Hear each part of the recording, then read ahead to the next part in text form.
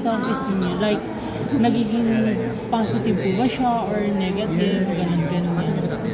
Sa pagiging masculine, hindi naman siya gano'n nakaka-epekto sa akin kasi kung sabihin natin 100%, 40% naman dun siguro nakukumit ko yung nagagawa ko. Kasi I'm a athletic person. Hindi naman yung athletic talaga na ano. Nag-gym ako, nag-basketball ako, any sports na gagawa ko. Kaya for me, hindi siya nakababa ng self-esteem sa akin. You see it as more on the positive side since napapakita ng mga tao like kung paano yung physique nila and maybe ma-influence rin yung ibang tao na they should do the same, parang gano'n.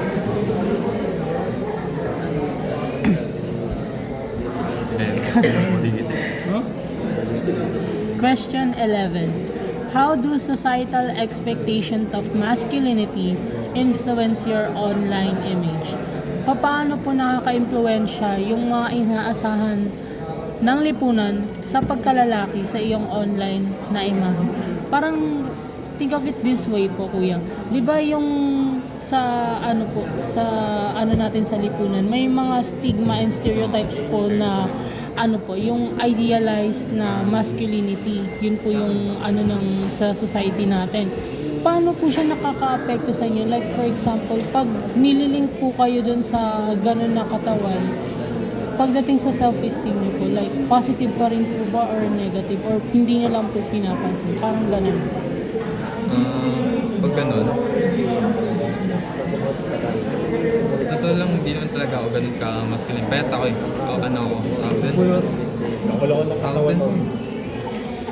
Underweight, parang ganun. Kasi nagpa-BMI ako, mababa yung limba ko, 46 yung limba ko. So, pag may mga nagsasabi sa akin na payato, kumain ka ganyan. Hindi ko na lang sila pinapansin, pinapabayaan ko sila kasi walang taong perfecto. So mostly po, parang kahit na meron pong societal expectations to men, parang hindi niya lang po pinapansin kasi you believe or you have your own principles pagdating po sa preference or yung katawan po ng mga lalaki po. Okay na. Okay na po yung sa 11. Number 12. Can you share an experience? Pwede ba AI? Sorry. Can you share an experience where seeing an idealized post of masculinity on Instagram affected how you felt about yourself? Maaari ka po bang magbahagi ng iyong karanasan kung saan naka-apekto ang pagtingin sa isang idealized na post ng pagkalalaki sa Instagram na nararamdaman mo tungkol sa iyong sarili? Paano? Like example? Di ba for example po, kasi ang hinihingi po dito is yung parang in your situational po siya. Example, kayo po, nakakita po kayo ng mga idealized post ng masculinity sa Instagram.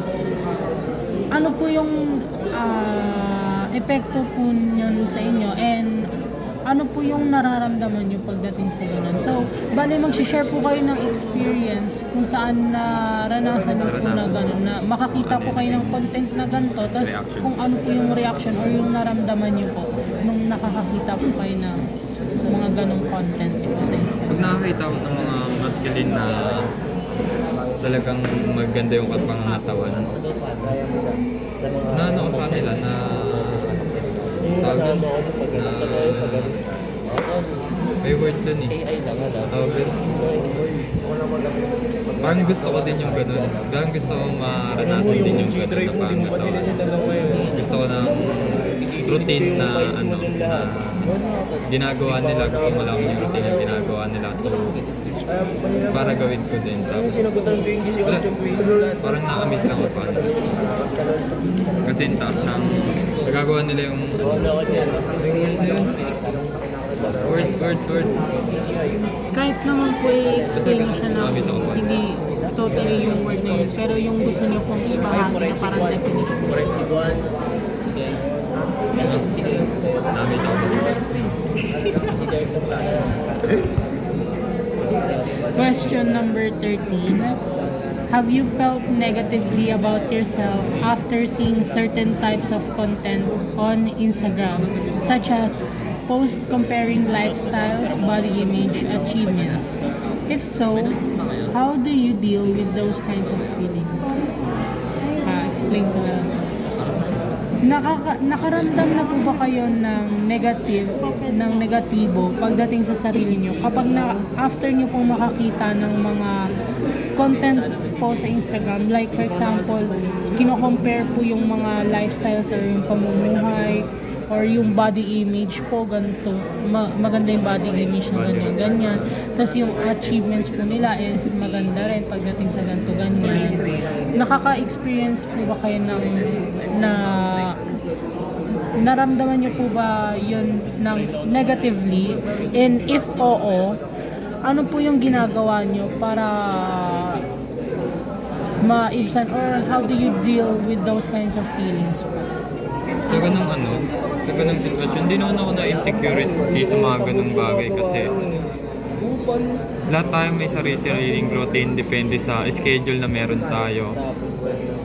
Like, tomorrow may ganito tayong gagawin kaya hindi natin gagawa yung ganito. That's why hindi natin kailangan mainggit sa routine ng iba kasi nagagawa nila yun kasi available sila sa araw na mahal.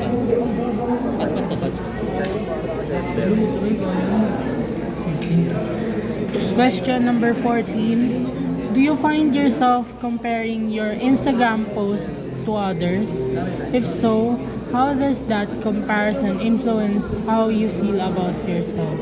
Bali, ang explanation po dito is, nakikita mo po ba yung sarili mo na kino-compare yung mga post mo pagdating sa post po ng iba?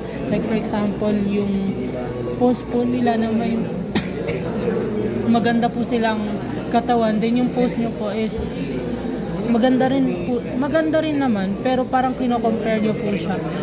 If ganun po, pag ginagawa niyo po yun, paano po yung comparison po na yun?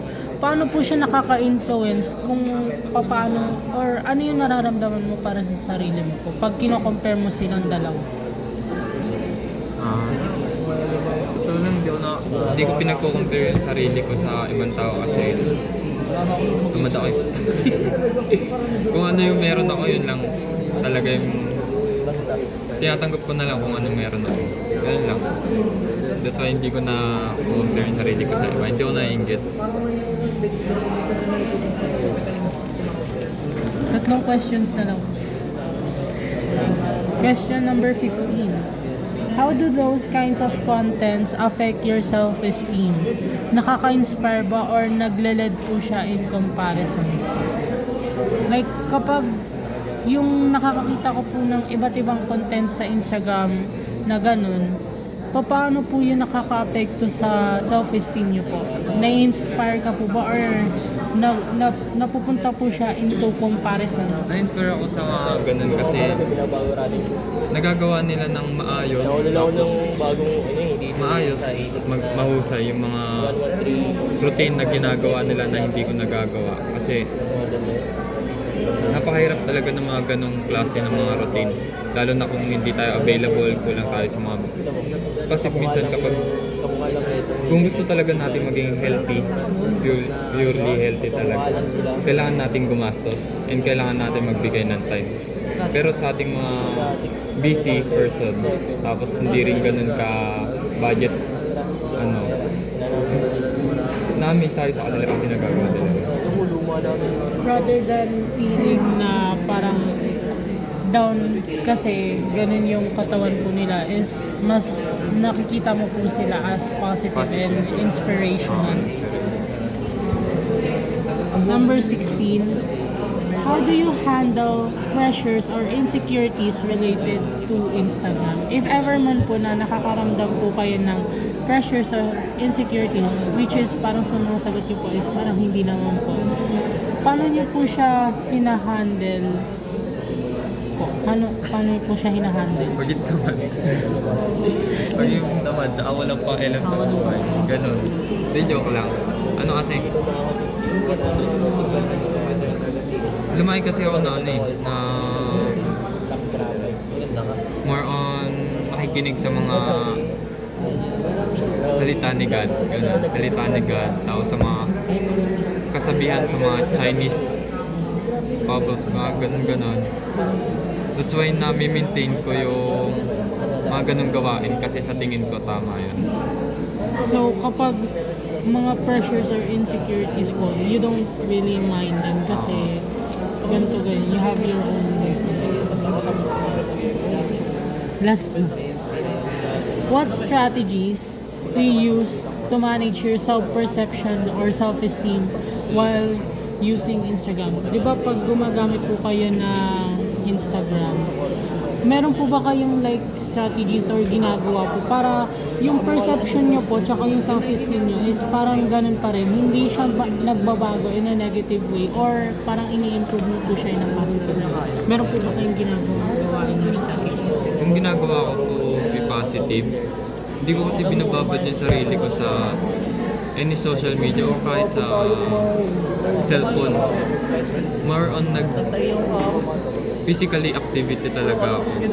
Gusto ko may pag-usap sa mga ibang tao, ganun din. Basta iwasan nyo lang yung sobrang paggamit ng social media. Kasi sa mga social media platform, may mga negative and positive. The more mas nakikita mo yung negative na mga ganap sa Pilipinas o sa ibang bansa, nai-stress tayo na parang gusto natin tumulong, wala tayong nagagawa. Ganun. That's why iwasan natin yung paggamit ng mga social media platform and paggamit ng cellphone. Tapos din po yung interview po. But thank you po sa pagsagot po. Appreciate a lot. Kaya, Thank you matukan mo na po. yung kasama